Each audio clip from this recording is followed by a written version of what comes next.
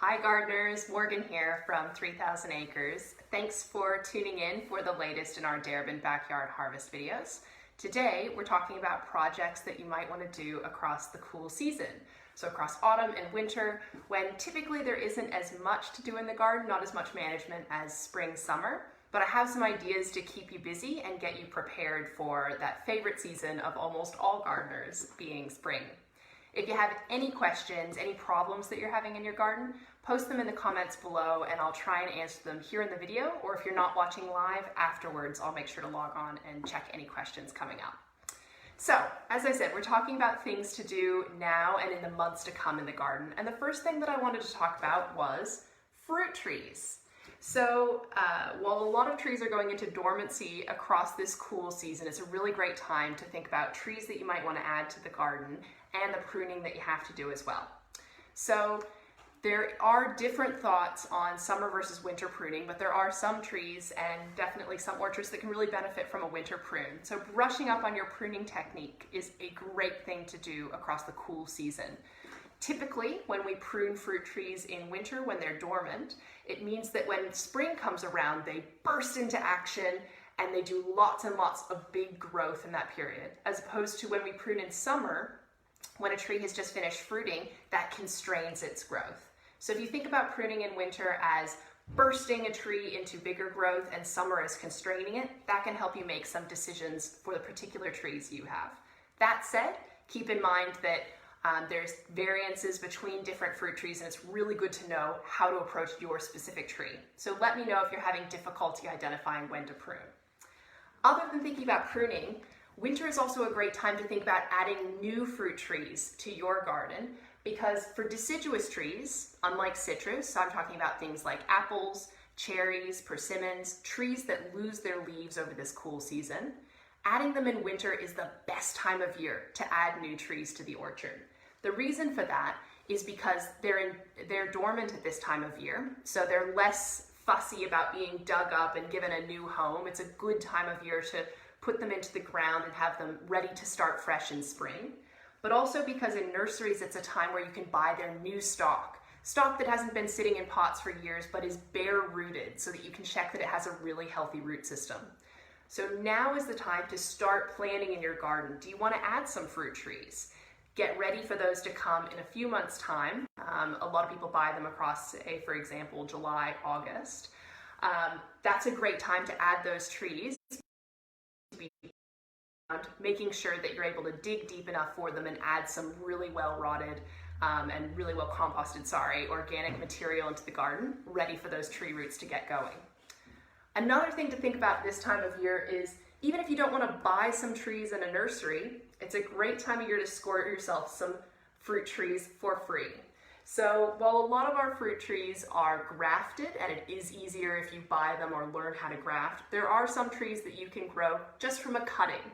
So in the same way that you might take a sprig of rosemary and try and grow that in a cutting, or a lot of people are familiar with it from, say, propagating devil's ivy in their house, you can do the same thing with some fruit trees. And my number one pick for this is figs. If you take a cutting from a fig tree and plant that and look after it just a tiny little bit, you will get a fig tree, I promise you. They are very, very easy to propagate. The same is true for a few other trees, pomegranates as well, but figs I wanted to focus on in particular because if you live in Darebin like I do, there are a lot of figs around the traps, and so it's very easy to find your way to a free street tree, take some cuttings, propagate those, and have little baby fig trees to either have in your garden or give away come summer. Some other suggestions for things to think about across this cool season are perhaps adding some perennials to your garden. So other than fruit trees, there are some other perennials that go really, really well in the veggie and fruit patch. So what I'm talking about there is most of the crops that we grow in our garden, say our broccolis, our tomatoes, our eggplants, our basils, are annual crops. So we have them for a season, they produce some food for us, and then they die. They finish their life cycle. But there are some veggies that we can grow here in Melbourne that live a perennial life cycle. They live for years and years and keep going. And so it's a really great time to add them across winter when, again, they're in their dormancy and are easier to plant. You can buy them more easily and in better condition in the nursery. So some examples of that are rhubarb. This is a rhubarb crown For those of you who already have it, a great time to dig up your rhubarb crowns and divide them. But now is also a great time of year to be able to plant those into the garden. Another is, of course, the artichoke and asparagus as well. All great perennial crops to think about across the winter period. The same goes as well for adding, for example, raspberries and other berries into the patch. Winter is a great time to think about them. Some other things that I'd love for you to think about in this time are your infrastructure projects. So for example, I am the person who always gets really excited about growing climbing vegetables and plants them before I've properly put in what I want them to climb on. Big mistake. You end up trying to retrofit some sort of climbing structure for beans that are already taller than you.